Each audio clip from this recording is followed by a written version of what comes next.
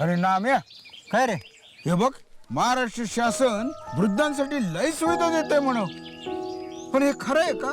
महाराष्ट्र शासनाच्या सामाजिक न्याय व विशेष सहाय्य विभागामार्फत हे वृद्धाश्रम चालवले जातात. 60 वर्षावरील पुरुष आणि 55 वर्षावरील महिला यांना इथे प्रवेश मिळतो. आणि खर्च आपल्यासारख्यांना परवडेल का ते? ज्यांचं उत्पन्न कमी आहे ना त्यांच्यासाठी मोफत सुविधा आहेत, आणि ज्यांचं वार्षिक उत्पन्न 12,000 पेक्षा जास्त आहे त्यांच्याकडून फक्त ₹500 दरमहा शुल्क आकारले जातं. भोजन, निवास, औषधोपचार सगळं इथंच.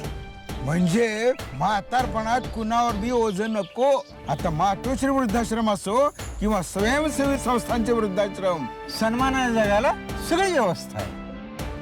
सामाजिक न्याय व विशेष सहाय्य विभाग, महाराष्ट्र शासन.